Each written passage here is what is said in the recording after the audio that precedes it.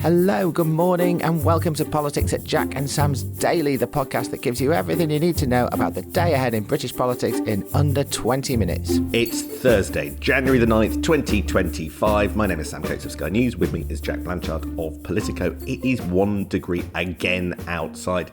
I don't know whether it's as cold, feels as cold in your attic as it does over here, Jack. Podcast star Bob the Cat is just back from outside and safely next to me. He tried to squeeze his way into today's recording as well, but I put him on the chair.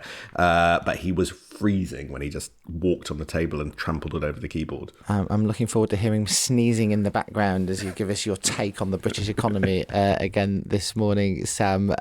It's the end of the week now, isn't it? Well, it is for us anyway, Thursday morning. How do you think it's gone so far for Labour? Do you know what? I think this week has ended up being something a kind of given us a flavour of what the whole year is going to feel like, and just how what's going on internationally is going to have a direct, almost daily impact on our politics. Look, Trump, China, and the global economy most of all, and we'll talk about that in a second.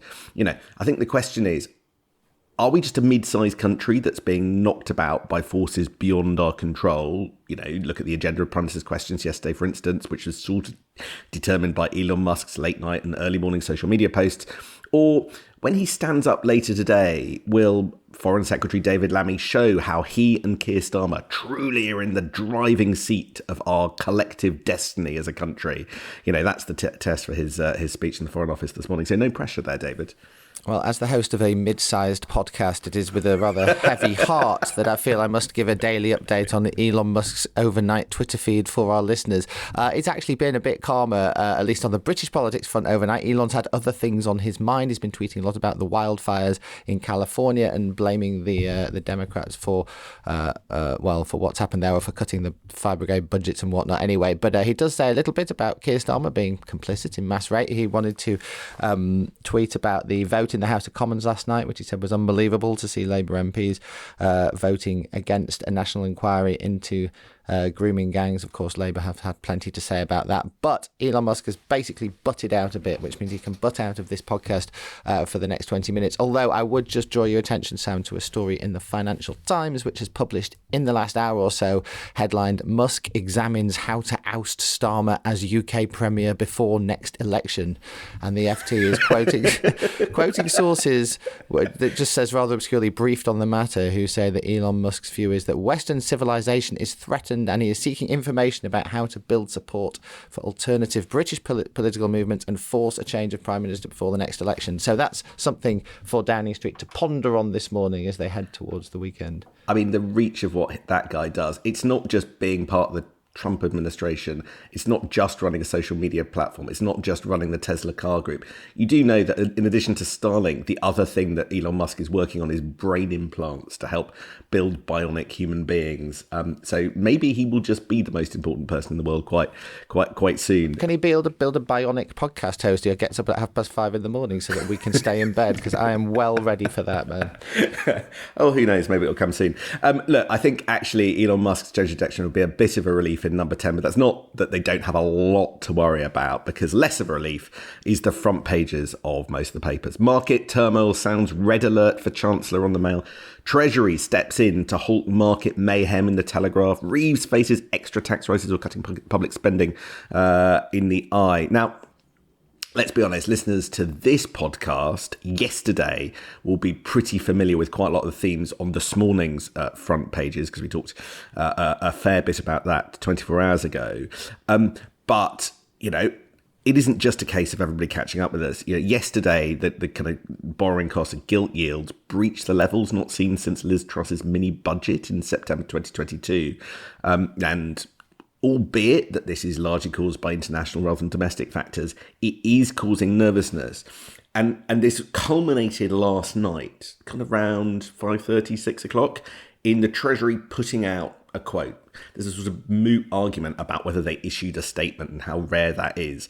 But whatever the contents of what a Treasury spokesman said, so a spokesman effectively for Rachel Reeves said on the record, is quite significant. Do you want to just run us through what was said And what strikes you about what was said, Jack? Yeah, so on the face of it, this might not sound very surprising. The Treasury spokesman said no one should be under any doubt that meeting the fiscal rules is non-negotiable and the government will have an iron grip on the public finances. UK debt is the second lowest in the G7 and only the OBR's forecast can accurately predict how much headroom the government has. Anything else is pure speculation. What the Treasury is trying to do, I think, Sam, is just reassure people that the fiscal rules that Rachel Reeves has set out are absolutely not going to be broken, because the main point of these fiscal rules is to reassure markets and investors that the government has a basic fundamental financial plan that it is going to stick to, and that they've got that certainty as they make their own investment planning decisions. And so any suggestion that the government's going to break the rules it's set out gives the absolute willies to markets, investors, and so on. So the fact that, in a sense, like, of course they're going to say that they're going to meet their fiscal rules. The fact that they feel they have to say that in response to all the speculation that she's going to struggle to hit them is the really telling thing, and gives you an indication, as we were saying yesterday, of the sort of pickle that Rachel Reeves finds herself in. It's a bit like my kids when they come to me and go, "Look, Daddy, I'm really not going to go and do this bad thing." You're like, "What bad thing? What bad thing?" I have no idea. What do you mean you're going to do that? You're not. It's a bit like, I really, really am going to keep my promises. And you're right. And also, but that second bit that you just read out, that's Rachel Reeves going, "Stop talking about, how I'm doing. Please just stop talking about it. You've got no right to talk about it. Ignore all these forecasters." So it is a little uncomfortable to read that. It's also worth saying on that, Sam, that the OBR said very clearly that the market expectations for gilt yields are volatile. If these were 1.3 percentage points higher across the forecast, it would be enough to wipe out the headroom. So the OBR has already made a judgment on this. Like, we can refer to the OBR about what happens to Rachel Reeves' headroom if gilt yields go up. We already know that, and yes, they're going up. So, there's a limit to how much this is speculation and how much this is based on what we know is happening to the public finances.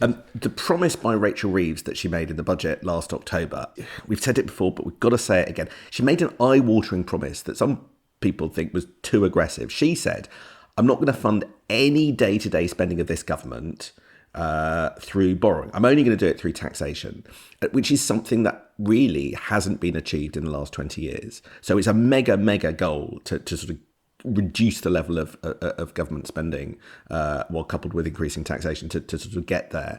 But the reason why this matters is she left so little wiggle room. She was sort of spending right up to her limit, and it's that headroom discussion, as it's known, that the gap between what she's expected to spend and what she can spend before she has to rely on borrowing, and the fact that gap is so small, that's at the heart of discussions. And if she breaches that when the OBR does its next judgment in March 26th, she is going to have to cut spending. But there is a sense that because the cost of borrowing is going up, we're having to spend more and more and more on debt interest rather than schools and hospitals. And I certainly think the Tories are trying to push this into a sense of crisis. They're trying to drag Rachel Reeves to the Commons. There are discussions about whether the Bank of England are getting involved and whether Rachel Reeves could come to the Commons today.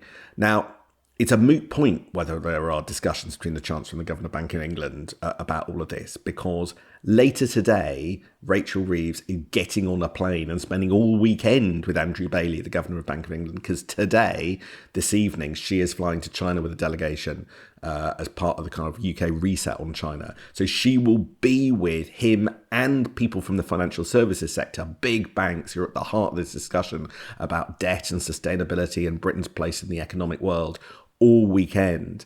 And I have to say, Jack, I think this trip has taken on significantly additional importance as a result of that. I don't know whether you saw her sitting next to Keir Starmer in Prime Minister's Questions yesterday, and I don't, I have to say she looked quite drawn and as if there was something up. And I think now this trip to China, where they are not taking any media, they're just too nervous about the political implications of it, is of even more importance, because there she is spending the next few days with the person together that you have to contact when you're in the middle of a crisis. I think that's right. But and of course, also the point of the trip is to try and trigger some fresh investment into the UK economy, something that Keir Starmer and Rachel Reeves have both made very clear is absolutely essential if they're going to find this magical growth that's going to save their skins from this sort of disaster trap that they've sort of slowly walking into in terms of the economy and public spending and all the rest of it. And so they do need this trip to go well. It's interesting they've decided not to take any media. It's going to be a very low-key thing from a visibility point of view, even though, as you say, the two biggest financial figures are going to be there. Can I just say, Jack, we wanted to go. Be absolutely no doubt. We asked and asked and asked and asked to go on this trip. And there was a point where Sky was going to go on this trip, and then suddenly it turned out that they weren't going to take us. And I think it's there is sensitivity around this on a next level, and it's not just because how the Chinese, I think, are going to take this. It's because of the domestic implications for this trip as well. Yeah, and I would suggest not just the domestic implications, but the fact that there's going to be a new president in the White House in 10 days time now, 11 days time now, and I think it kind of works for from Labour's point of view, if this trip is not seen as this big, glitzy, very high profile Britain's returning to China thing 11 days before Donald Trump returns as president on a very hawkish China ticket, and that I think from the UK's point of view, they'd quite like this one to go a little bit more under the radar. They are restarting what they call the UK-China economic and financial dialogue on this trip. That is not going to be an ongoing process. I think they would much rather that was already happening when Donald Trump was president, rather than he sort of noticed that the top finance minister of the UK going over there and restarting something and obviously moving the UK in a direction closer to China than it has been for some years. So it is a big, important moment, but don't expect to see too much about it on your TV screens or indeed in the papers over the next few days, because they don't want to talk about it at all. There's another reason why specifically what she's going to be talking about is relevant to today's economic situation. She's going over there to boost investment, Chinese investment in the UK. And we are going to become increasingly dependent on things like Chinese batteries made from Chinese steel, rather than UK manufactured batteries and things made from UK manufactured steel.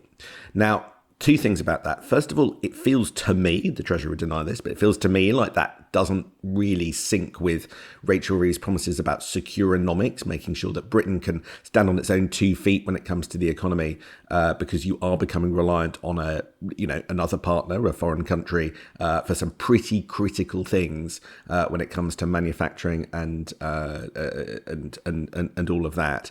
And secondly, you are effectively putting yourself more at mercy of things like global interest rates, global currency, and all of that. And that is exactly one of the things that investors are worried about when it comes to Britain, that we are at the mercy of global economic forces, changes in currency rates, interest rates and stuff, because we are having to import so much.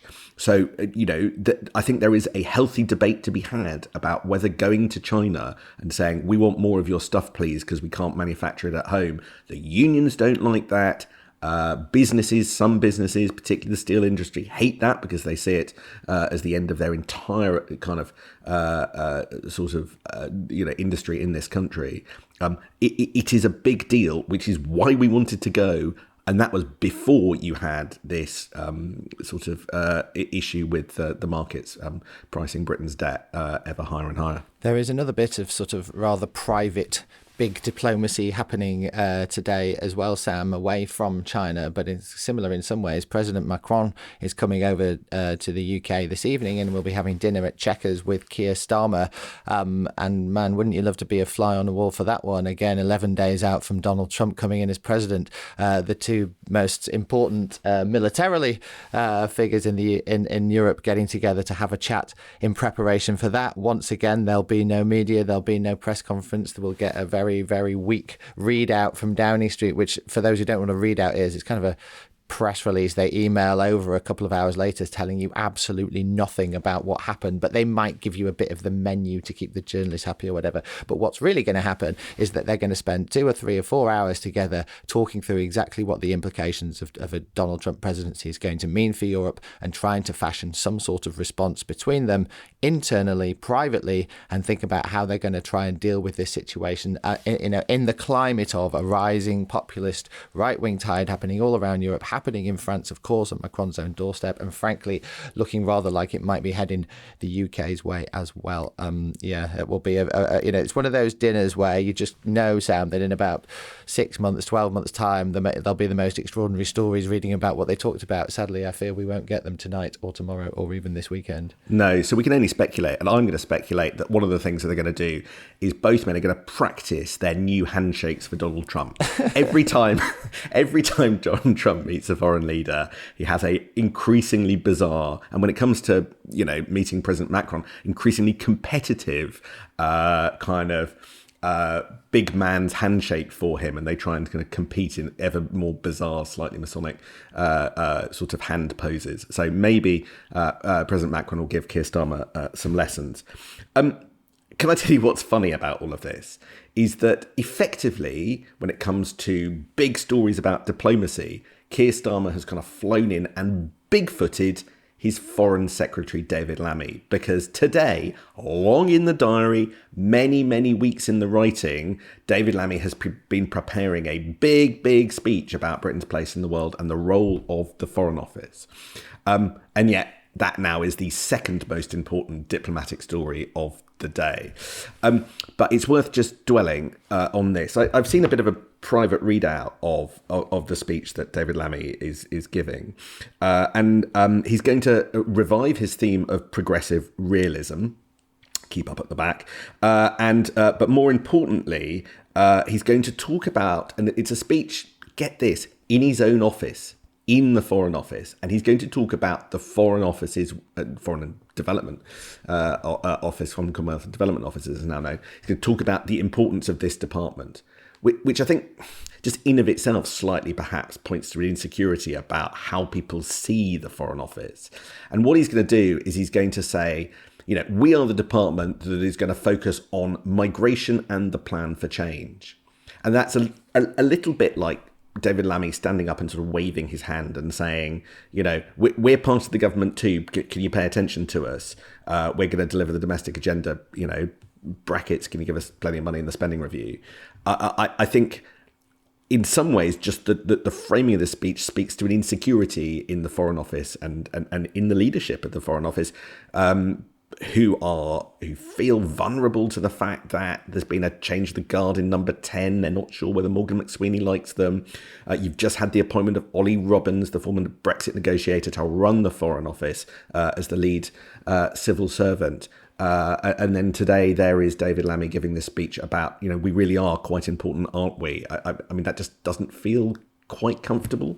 I wonder if each cabinet minister should stand up and give a speech about why their own department is important. That would be exciting, wouldn't it? In the bit that they've briefed out overnight about David Lammy's speech, which, by the way, is happening about 11:30 this morning, he does sort of talk. They have sort of got an announcement crowbarred in there about people smugglers. It's not clear to me how much of the speech is really about that, or whether they just wanted something to brief overnight that was vaguely in line with the government's priorities. But nevertheless, they say they're going to be hitting people smugglers with sanctions, not asset freezes, travel bans.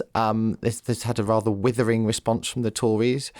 Chris Philp saying it won't make any difference because these people don't operate using bank accounts and credit cards, which seems like a not unreasonable criticism. But nevertheless, they've managed to find a way of crowbarring in a government priority into a speech about the Foreign Office. So, well done them. I'll be at the speech later, and I was at the briefing about the announcement yesterday. Oh, look, there goes the coffee machine. But I do want to fight through that noise to tell you, I am not allowed to tell you the words that were used in that briefing, just because it was all on background, so I can't quote anybody from that briefing. I'm not even sure I can tell you what happened, but I've done that now, so the cat's out. Too late. But what I can tell you is just how confused I am about how this will work, this smuggling announcement, and whether it will work. So I can tell you that this announcement is about sanctioning people overseas, people smugglers who are overseas, but the UK cannot touch their assets overseas, right? So the sanctions will only be UK, where they have assets in the UK or they deal with UK-related companies. These are people smugglers, right? It's not clear to me that they have any kind of assets touching UK, because we have no ability, and they wouldn't say how they knew where these people smugglers' assets were. They wouldn't say how many people they thought or would be affected. They don't know how many people would be affected, whether it be in the tens or hundreds or thousands, and it's unclear quite how it would work. The Foreign Office seem to think that there's a direct parallel with the kind of way that you treat Russian oligarchs, and you can draw lessons and a read across with how you can treat people smugglers. But of course, you can see Russian oligarchs' assets from space. I mean, quite literally, their buildings are huge. It is not clear to me how the people smuggling industry, kind of disaggregated across huge amounts of Asia and Europe, is going to be able to be detected. And there is no detail on offer about how this will work, how important it is. But what we do know is it's not going to be implemented for another year. So, final point, they got what they wanted. It's the blinking second headline on the BBC. But, there's no sense of interrogation whatsoever. So I suppose it's job done.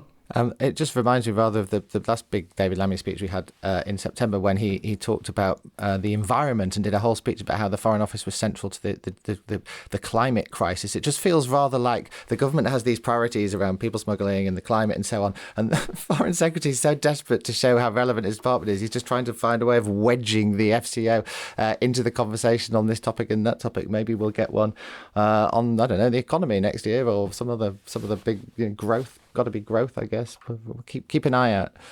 David Lammy isn't taking questions on camera after this speech. Surprise. The alarm went off some time ago, Jack, so I've got to shut you up, or rather shut myself up. That's it.